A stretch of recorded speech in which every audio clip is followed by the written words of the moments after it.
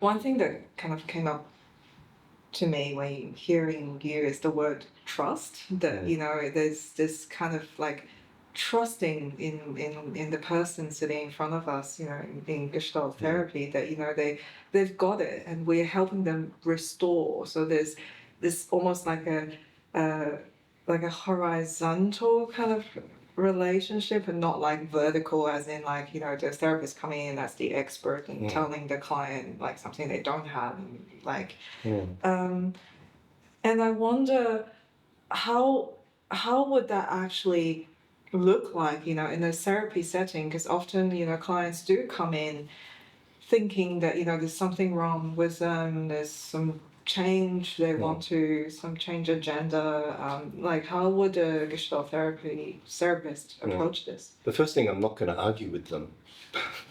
If they've got a sense that there's something wrong with them, maybe that's a starting point. It's a starting point for inquiry or conversation.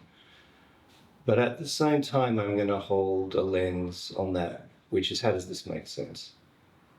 And be curious, not just about what they want to get away from, but maybe be curious about how they got there in the first place. And ultimately, for that client to be curious about their own process of arriving in this place with this story. There's also something I think really important. A lot of the time we think we know the answer to the question why. Somehow we'll magically be released from the thing that's causing us pain. So that's just not true. We can just forget that idea. But it's starting to see the stories we tell about why might actually be in sort of forms of prisons. They imprison us. And so one of the jobs, I think, is to get people to be familiar with the stories they tell, but also to like disrupt them a little, disturb these linear stories. I'm like this because of this. So yeah, that's one story. What's another story? What's another story? What's another story? Like, and actually, if you can sort of get to the point where people can have two or three, maybe competing and contradictory stories, then actually, that's the start of health. Because we're not looking to simplify experience, but actually complexify it, hold these different versions of different stories that may or may not answer the question why. But yeah, that process is involving the client in a inquiry about their experience, which in a subtle sort of way moves them away from this more blame, pathologizing, self-pathologizing, other pathologizing sort of narratives to something else. I think one of the heart of the Gestalt approach is what we call the paradoxical theory of change, and it really just points to two sort of basic truths, really. One is that we only fundamentally or profoundly or lastingly change if we're changing to be more ourselves. So we don't change to become someone else. We change when we are really honouring who we are and how we are in the world. I think that's really important. It's like it's a movement towards authenticity. I have some issues with the word authenticity, but in this case, I will just use it as it's moving towards that authenticity, that sense of I have what I need, and I can, and there's nothing wrong with me. I can start to understand how I am in this world through those lenses, those contextual lenses, but I'm doing my best. And the other part of that is to acknowledge that change only happens when we acknowledge the situation, that we acknowledge the limitations and the supports of the situation. Again, not that we somehow can soldier on through or push through or the situation, but actually notice it. Notice what it does allow and what it doesn't allow. Sometimes the situation doesn't allow something that we might think that we need or deserve, or we say other people should. They should get more resilience, What if the world that they live in only supports a certain amount of resilience? What if resilience isn't an internal lack, which is often spoken that way, but rather a reflection of the available supports in their world? Then we can start to look in different places, and not just in this individual who feels like they don't, and other people tell them they don't have what it takes.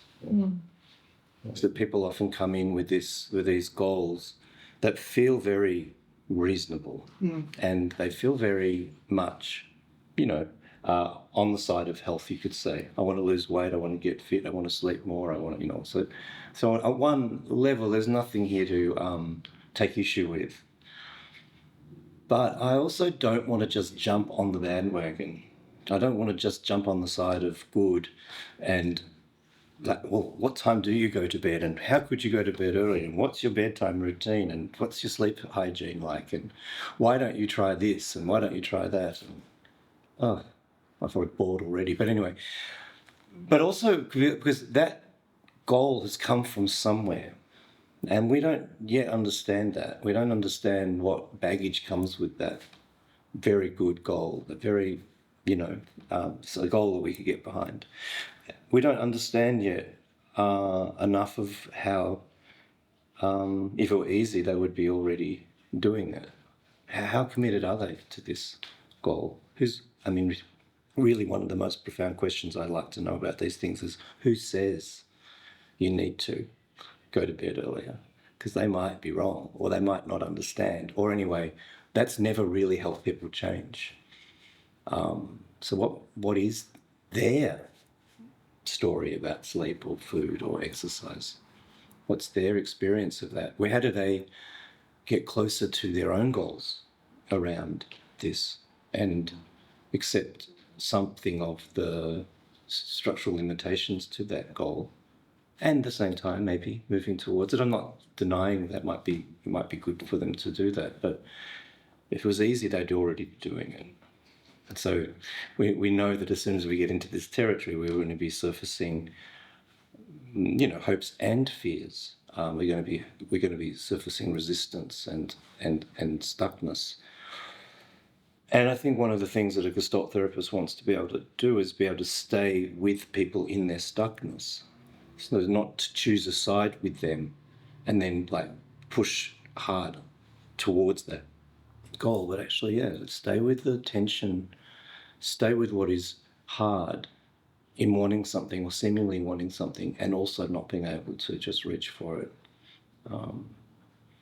Getting unstuck is really hard. And so many people give us advice about how to fix the thing that we're saying is the thing that needs fixing, and advice maybe not what they need. Yeah, so is that an example? Sort of an example. But I think it's, again, this idea of really reflexing towards how does this current situation make sense, rather than how can I help you get to this other thing that you want to get to. The first is the lens of phenomenology and the phenomenological, sort of embodied phenomenological awareness.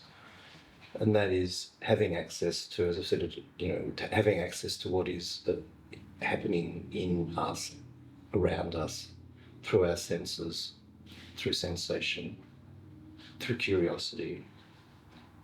Letting go of the first easy meaning, maybe letting go of any obligation to make meaning, to stay with experience. It's quite hard in our culture because meaning feels like the thing. It's the Shangri-La, it's the thing everyone wants to get to. What does this mean? And part of our work is to certainly let go of linear, straight line thinking that gets you to the meaning, and actually stay in the meaning making process together a little longer. So having access to ourself and supporting clients into the experiences of their self, I think is really important. Another lens is the lens of dialogue, which is a lot of things I was talking about before: presence, confirmation, inclusion, there to do with dialogue, but it's orienting to the other. It's making space for being curious about what's happening between us, really. Leaning into that depth of presence is, and attending to the other, attuning to the other, is one of the building blocks. And the third building block, or the third lens, is field theory, which really holds that everything happens in a context, that we are always of a relational context, the context of this moment, this setting, this room. But broader than that, we're in a city, we're in a cultural sort of moment, cultural phenomena of gender and cultural difference and age. We've got all these things going on. Up and including the stars, if you want, and global warming, and all of these dimensions that actually may not be pressing on our awareness right now, but they are still part of the field of this engagement, of this moment. So, yeah, I'd say when we have access to our self-experience, and we can orient to the other in the broader contexts of the meeting, there's presence there. I think that's, and we're teaching to that capacity to sort of hold those lenses and to show up for people in those ways. And that's what the training course is about, really. We can operationalize that, we can turn that into skills, and we measure whatever, but actually, can we show up in our own body? Can we tune in to another? Can we notice the contexts of that meeting? That's really what we're teaching to.